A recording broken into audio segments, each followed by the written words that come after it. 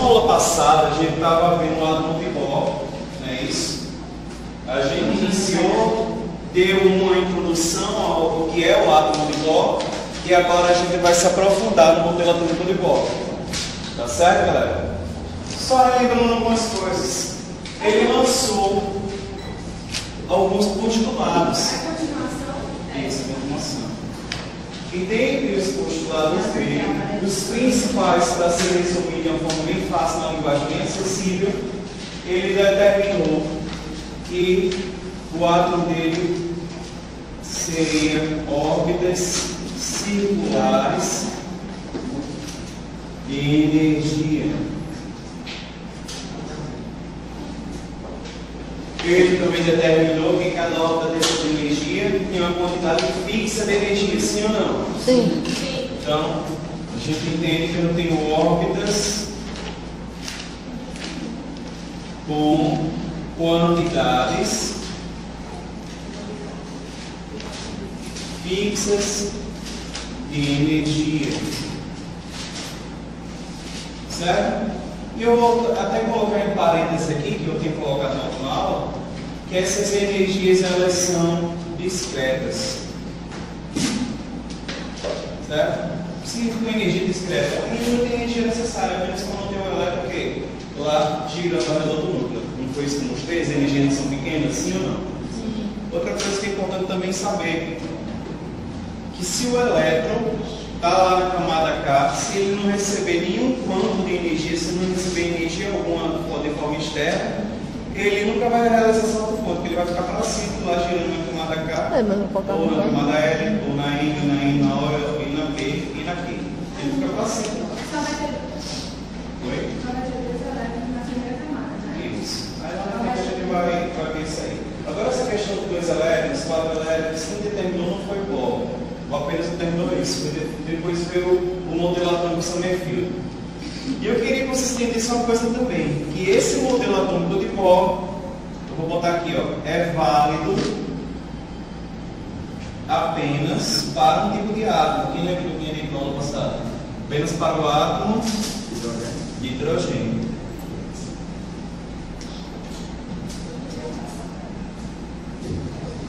Átomos multieletrônicos vai ter um comportamento um pouco diferente. É isso? Esse modelo atômico dele foi perfeito, mas perfeito para quem? Para o átomo de quem? De hidrogênio. Isso é claro?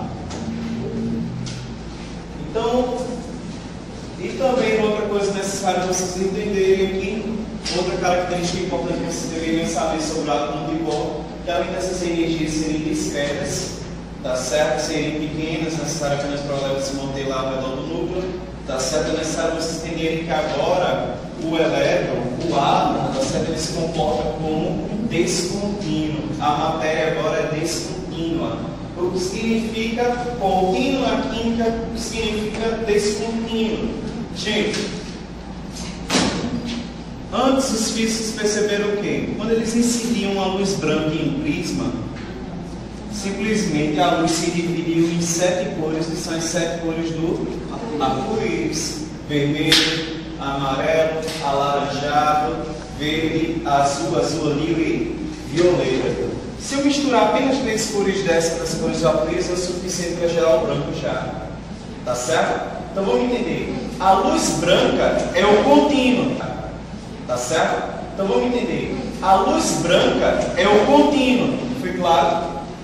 Toda vez que você ouvir falar de luz branca na química e na física a respeito de modelos atômicos, você só botar uma coisa na cabeça. Você está se referindo a espectro contínuo. Agora, o que é o espectro descontínuo? O que é descontinuidade de energia? É literalmente a divisão, né, dessa luz branca. A luz branca é composta de 7 cores, né, que são as 7 cores do arco-íris. Tá certo? Então, quando essa luz branca ela se divide em 7 cores diferentes, então eu tenho um espectro descontínuo.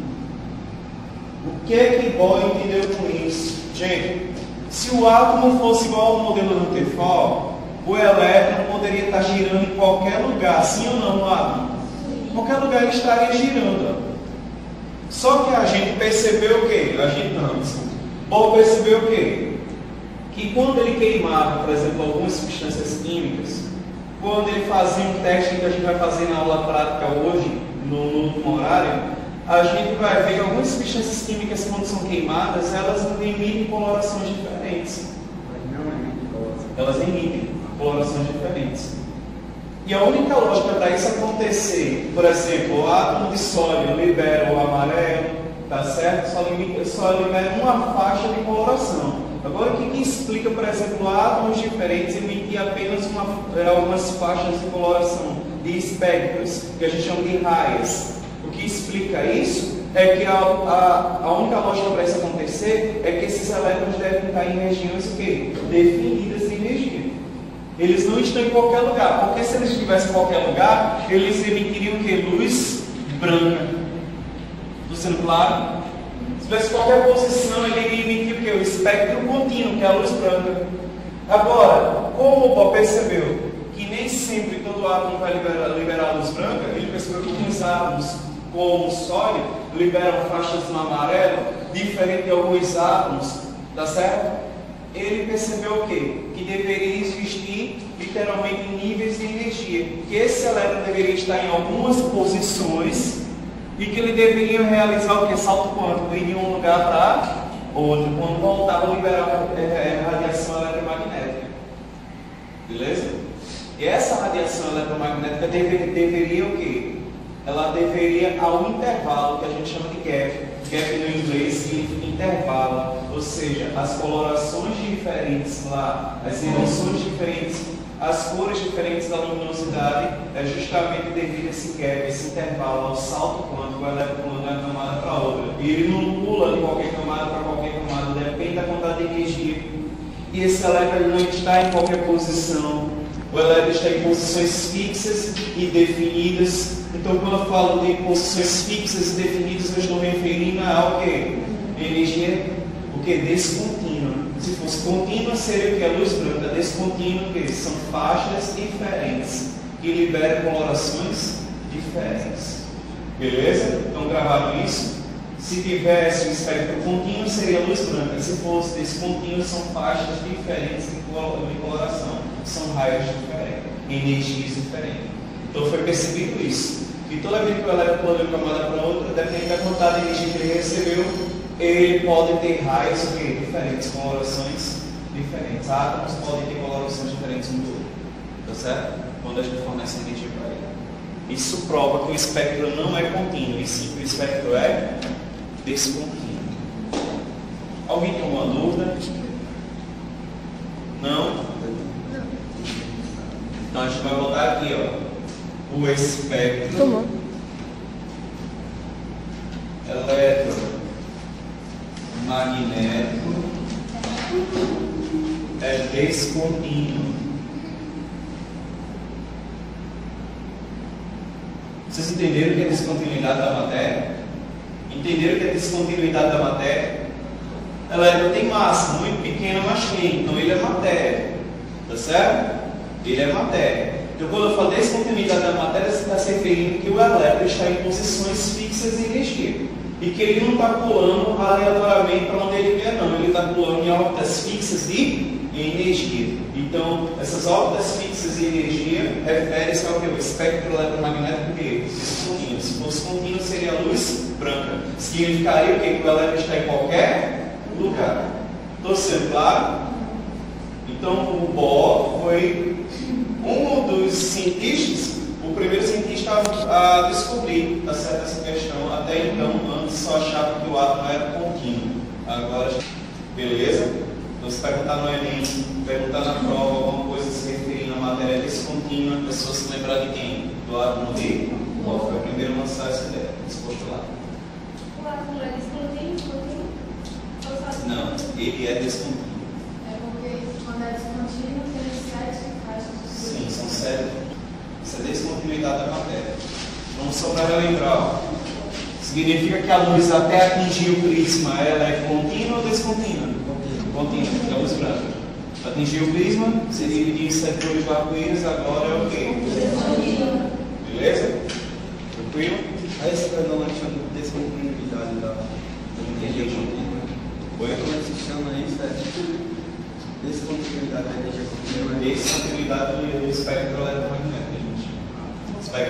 Quando eu falo espectro eletromagnético é descontínuo, significa que eu posso ter raios diferentes, colorações diferentes, e não só o branco.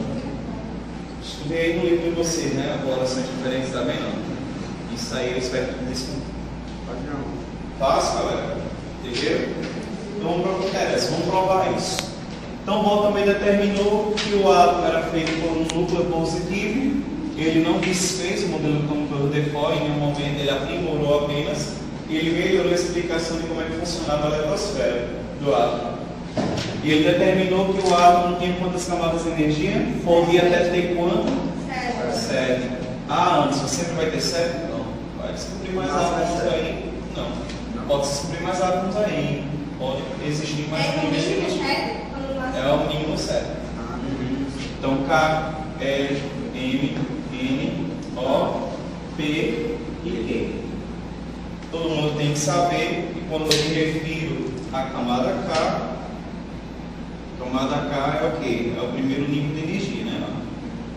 L é o segundo, M é o terceiro, N é o quarto, O é o quinto, P é o sexto e Q é o sétimo nível de energia. Tá certo? Agora lembrando que isso vale para quem? Para átomos e quem? Hidrogênio. Infelizmente o modelo dele só serviu para o átomo de hidrogênio.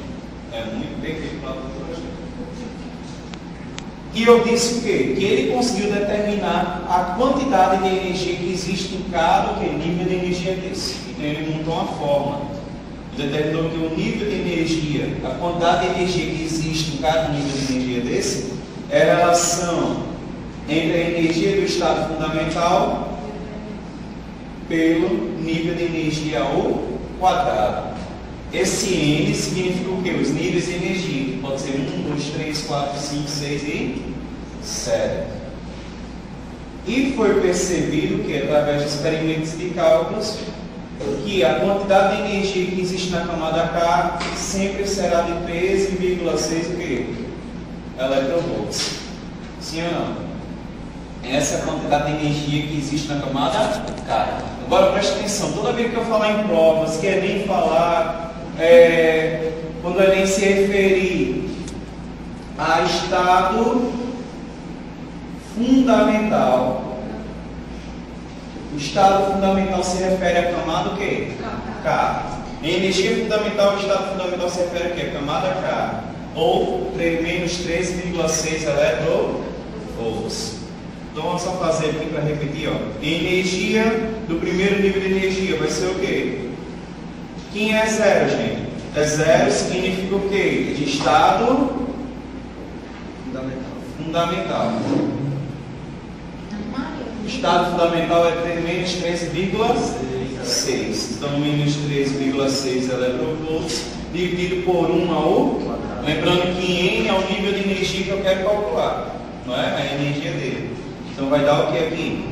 Menos 13,6 electrovolts.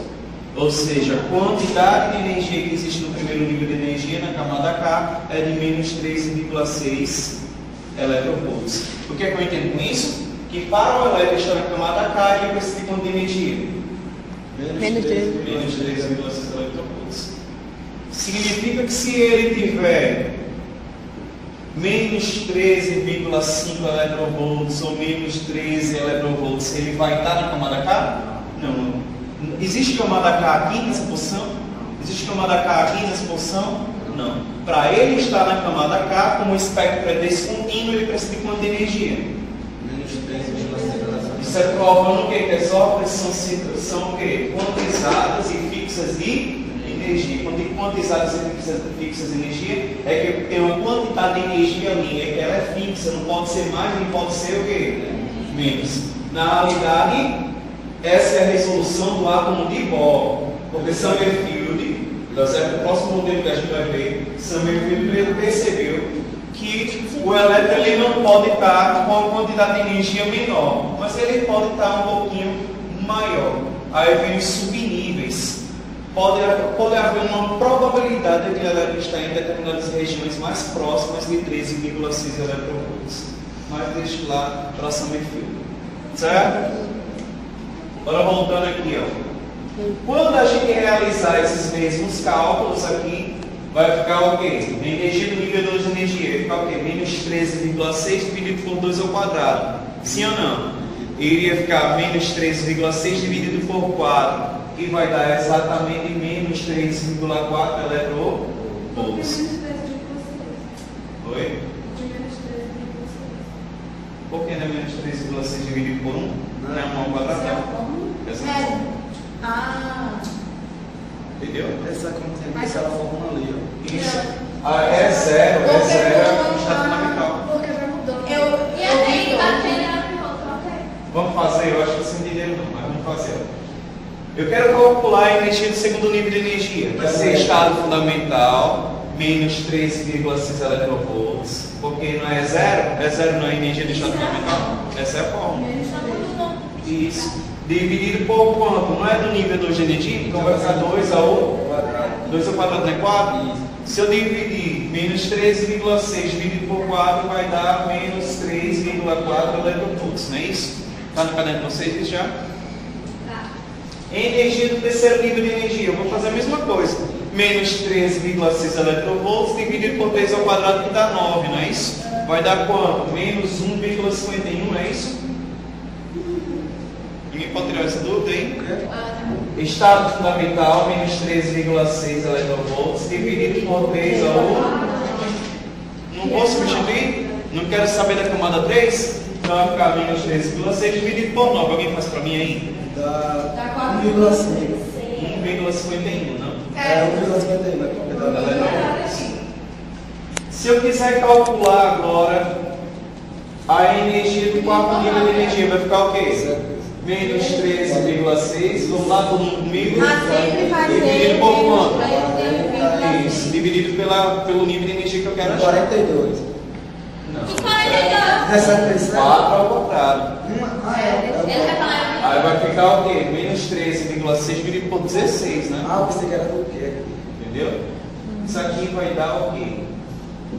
Tá. 0,34, se não me engano. 54, 85, menos 0,85 eletrovolts. Pronto. Energia do quinto nível de energia vai ser menos 13,6 eletrovolts dividido por quem? 5 ao 25. Igual a 0,544.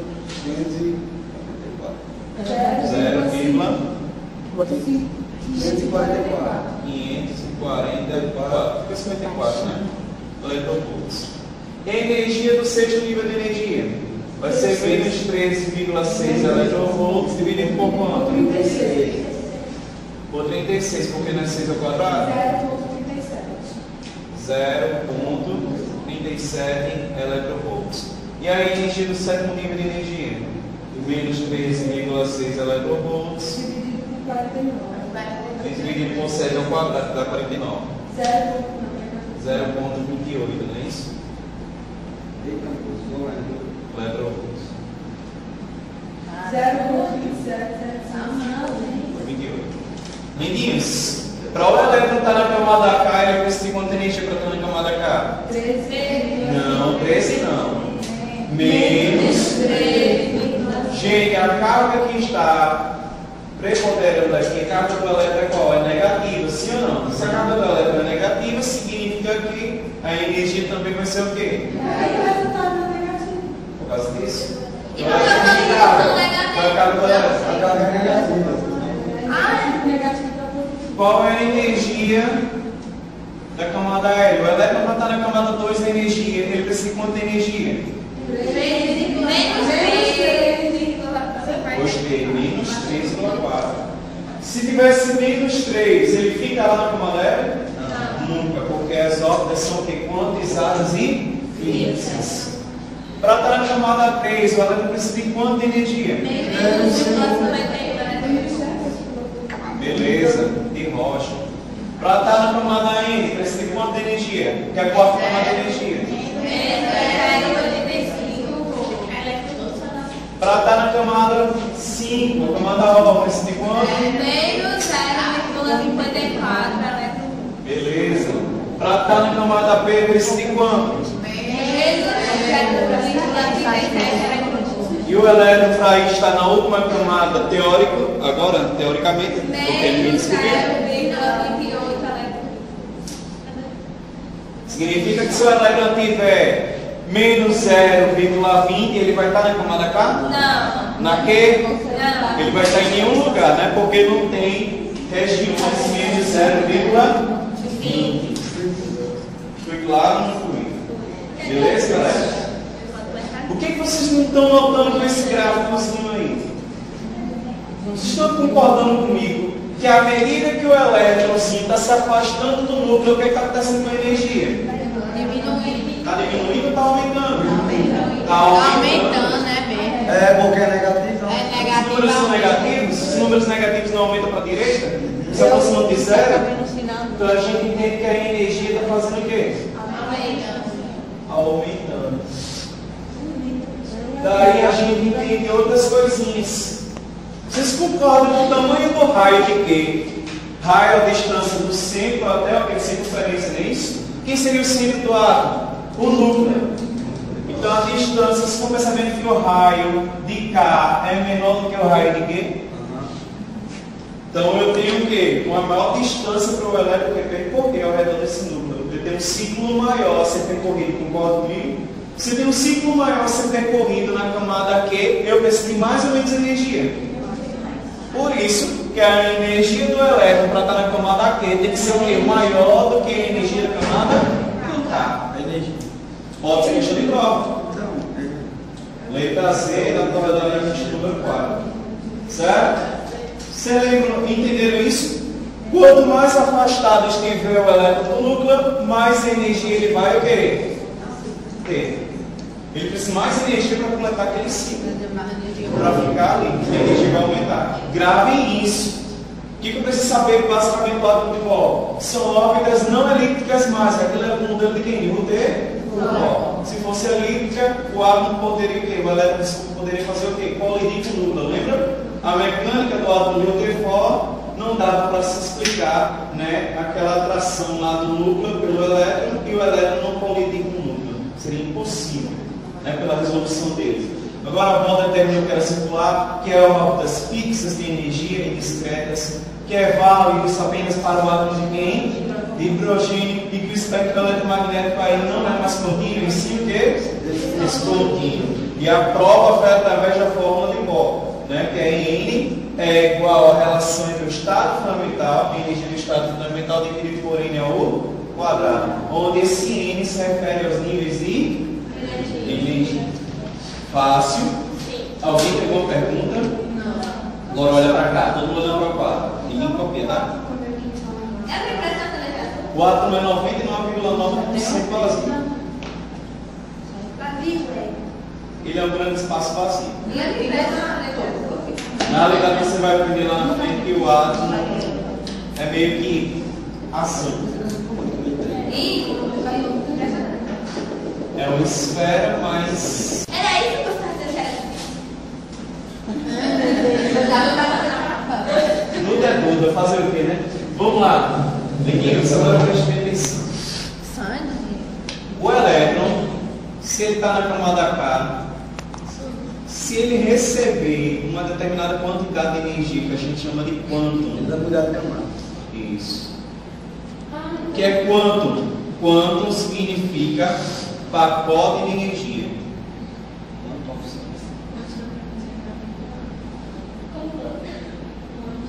Estou sendo claro? Toda vez que eu falar de quantum, eu estou me referindo a pacotes de energia, ou seja, energias fixas. Uma certa quantidade fixa de energia, né? Isso. Aí vamos entender o negócio.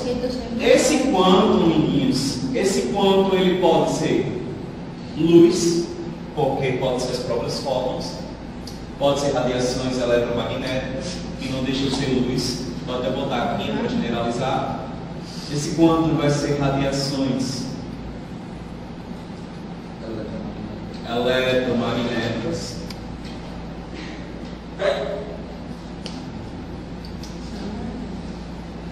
Vocês vão ver que os fótons não incluem apenas luz, tá certo? A luz é o que a gente está vendo, as espécies. As radiações eletromagnéticas incluem principalmente radiação ultravioleta, infravermelho, raio-x, tá certo? Tudo isso faz o elétron que receber energia para pular para uma tomada para outra. Pode ser o quê? Calor também, que é o que a gente vai fazer na aula prática. Eu vou mostrar para vocês que eu vou fornecer calor à substância e ela vai mudar de cor. Tá certo? Ela muda de cor porque ela Recebeu energia. Deu salto mudou de camada. Isso, porque recebeu um pacote de energia. Só para terminar aqui rapidinho. Então o elétron recebe uma quantidade de energia e faz o quê? Pula de uma camada para outra. Mas ele só pula como? Se ele receber um pacote de energia fixa, uma quantidade fixa de energia. Que não pode ser mais nem pode ser menos. Por quê? Porque as órbitas são quantizadas, elas têm níveis de energia fixos. Então não pode ser nem mais nem pode ser menos. E como é que eu calculo isso? Vocês concordam que está havendo uma variação de energia? Vocês concordam que está havendo um gap aqui? O que é gap no inglês? É o que? Intervalo. Vocês concordam que está havendo um intervalo aqui? Uma energia final, que é o excitado, e energia inicial, que é o desexcitado. Então, quando eu voltar, a gente vai entender bem isso. Existe excitação e desexcitação eletrônica. O que é uma excitação? O elétron recebe quantidade de energia, aí pula de uma camada para outra. Mas ele é desexcitado aqui, liberando a energia que ele recebeu, volta na camada original. Quando ele volta à camada original, ele libera o quê? Uma onda. Por isso que Emmanuel ensinou a vocês ondas, para entender esse assunto agora. Professor, Tá bom? uma dúvida assim. Aí se o elétron estiver na camada K e receber energia, Vendo a camada K, recebe quanto? receber uma camada de energia, ele pode pular para qualquer camada dessa. Mas E agora, ele Não, precisa de uma quantidade de energia para isso. Camada aqui, tiver nessa não na tem última mais. camada. Não tem só Não, não é que não tem é mais, não. mínimo 7 camadas. Você falou Pode ter Vai mais. mais para que a gente Não. Mas se ele receber uma carga elétrica, se não dá para ele chegar no elétrico, vai acontecer. Ele não pula. Deixa eu perguntar. Se, por exemplo, você vai ver que para ele pular da camada K para L, ele precisa de 10,2 eletrovolts. Se ele receber 10, ele não pula. Agora, se ele receber 10,5, ele até pula, mas para um orbitalzinho mais próximo. Aí vem um SPDIF, que a gente vai aprender lá em São Filho, que são modelos probabilísticos. Oi? Sim, aí se estiver nessa última camada, Camada aqui. aí ele recebe um pacote de energia. Da K para quê? Não. Não, daqui Ele pra tá lá. aqui. Ele tá aqui. É. Ele vai receber um pacote de energia aí. Mas daqui vem quem? Q, S. Então podemos Mas então quer dizer que isso não aconteceu. Esse modelo vale para tudo. Se eu fizer a energia do oitavo nível de energia, quando vier a ter um átomo com 8 níveis de energia, vai ficar o quê? Menos 13,6 electrovolts. 8 ao quadrado é o quê? 64. 64. Se fizer aí, vai dar quanto? A energia da oitava camada de energia? É, Peraí. 13. Que desculpa. 0,22.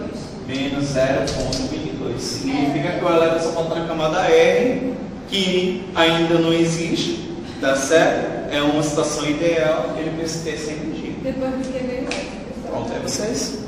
Depois quando terminar R, aí vai vir o alfa, beta, não, sei lá, alguém vai inventar alguma coisa ali.